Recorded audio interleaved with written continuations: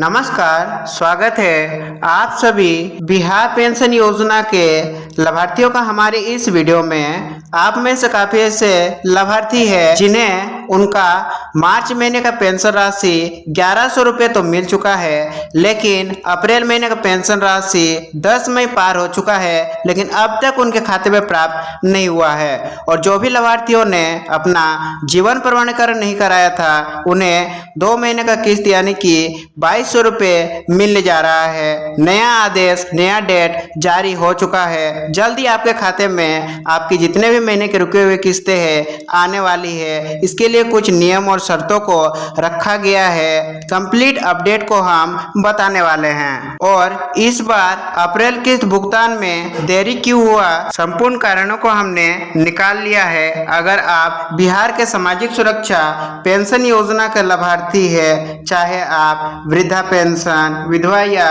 दिव्यांग पेंशन लेते हो, तो आज का ये वीडियो आपके लिए बेहद महत्वपूर्ण है, क्योंकि इस वीडियो में हम मार्च और अप्रैल 2026 की पेंशन अभी तक क्यों नहीं आई, क्या सभी लाभार्थियों को एक साथ 2200 रुपये की पेंशन मिलेगी, बिहार सरकार ने 12,000 करोड़ का कर्ज क्यों लिया, एसएनए और स्पर्श सिस्टम क्या है, इसके बारे में हम बताएंगे। क्योंकि आपको पिछले 2-3 दिनों से कुछ वीडियोस में बताया जा रहा है इन सभी तकनीकी सिस्टम या सॉफ्टवेयर्स के बारे में। इसके बारे में हम समझेंगे। 30 मई तक लाइफ सर्टिफिकेट यदि नहीं दिया तो क्या होगा, और सबसे महत्वपूर्ण पेंशन आपके खाते में कब तक आएगी, यानी कि रुकी हुई राशि 1100 या 2200 रुपये कब तक देखने को मिलने वाली है। तो वीडियो को अंत तक जरूर देखें, क्योंकि आज की जानकारी आपके लिए बहुत काम की होने वाली है। बिहार पेंशन भुगतान में देरी क्यों हुई,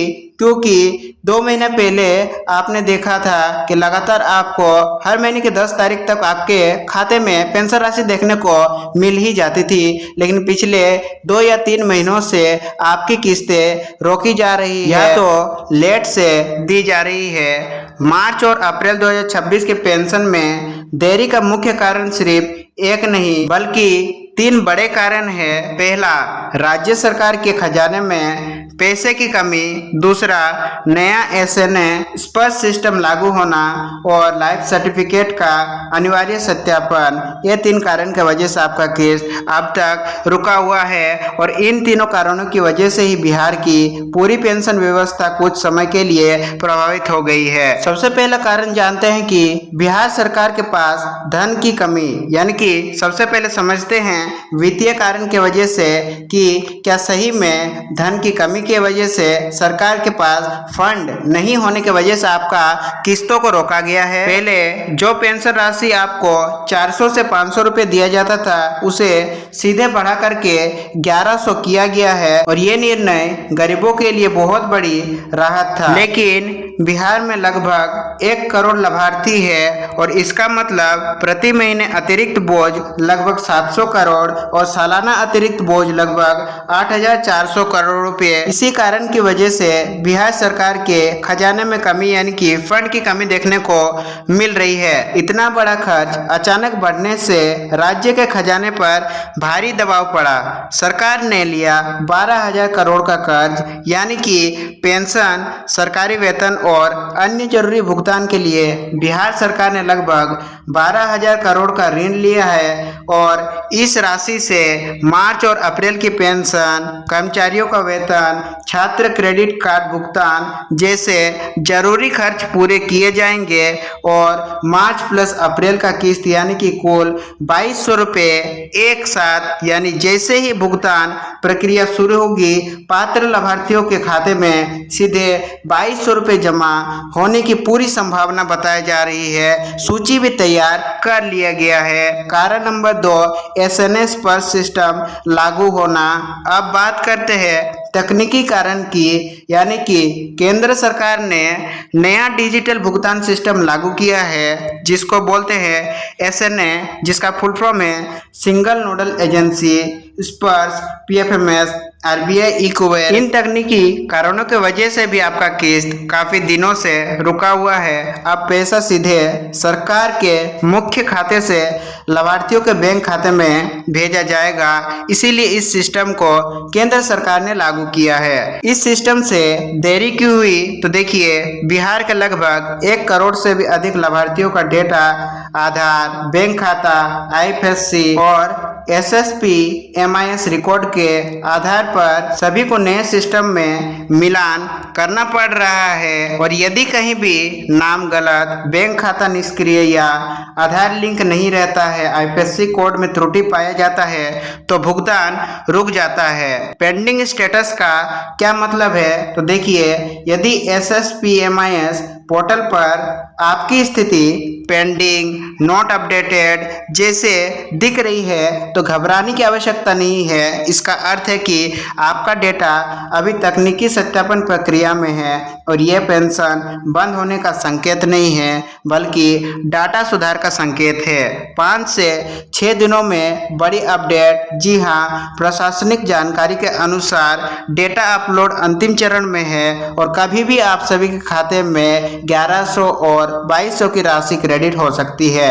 एसएनएस सिस्टम इंटीग्रेशन लगभग पूरा हो चुका है और अगले 5 से 6 दिनों में भुगतान शुरू हो सकता है। चलिए अब बात करते हैं कि किन जिलों में सबसे पहले पैसा देखने को मिल सकता है। 1100 या 2200 की राशि देखने को मिल सकता है। सरकार उन्हीं जिलों में पहले पैसा भेजेगी जहां लाइफ सर्टिफिकेट का काम तेजी से पूरा हुआ है और सबसे बेहतर प्रदर्शन करने वाले क्षेत्र पहले है शिवहर, दूसरा पूर्णिया का जलालगढ़ ब्लॉक, बनमनखी और पूर्णिया का पूर्व पंचायत। इन सभी जगहों में सत्यापन का कार्य लगभग पूरा हो चुका है और इसीलिए यह भुगतान पहले पहुंच सकता है। देखिए, अब सबसे ज्यादा समस्या कहां आई है। पहला तो पूर्णिया नगर निगम, यहाँ पर लगभग 43% लाइफ सर्टिफिकेट अभी भी लंबित है और मुजफ्फरपुर में करीब 32% लाभार्थी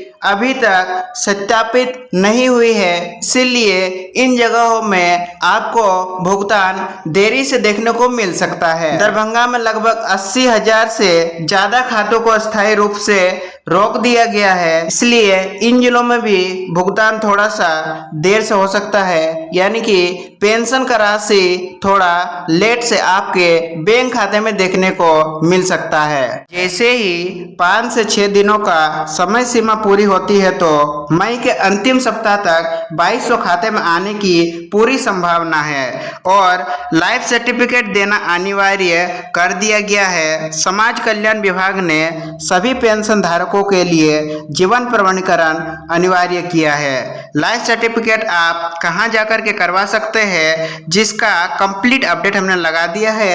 आप सीएससी प्रज्ञा केंद्र, प्रखंड कार्यालय, पंचायत शिविर या जीवन प्रमाण केंद्र के जरिए अपना लाइफ सर्टिफिकेट को इजीली सबमिट यानी कि जमा करवा सकते हैं और साथ में आपको ये सभी डॉक्यूमेंट्स रखने होंगे। बायोमेट्रिक फेल होने पर आपको क्या करना है तो कई बुजुर्ग की उंगलियों के निशान काम नहीं करते हैं, तो ऐसी स्थिति में आइरिस स्कैन कराया जा सकता है। मैनुअल सत्यापन भी किया जा सकता है। ब्लॉक शिविर में जाकर प्रक्रिया पूरी की जा सकती है। सरकार की सबसे बड़ी चुनौती यानी कि यह समस्या हमें बताती है कि पेंशन राशि बढ़ाना आसान है, लेकिन उसके लिए स्थायी वित्तीय व्यवस्था करना अधिक जरूरी है। आप सभी हमारे कमेंट सेक्शन में बताते रहते हो कि हमारा पेंशन 1100 से बढ़कर 2500 या 3000 होना चाहिए। बस यही कारण है कि सरकार आपकी पेंशन राशि को नहीं बढ़ा पा रही है। अगर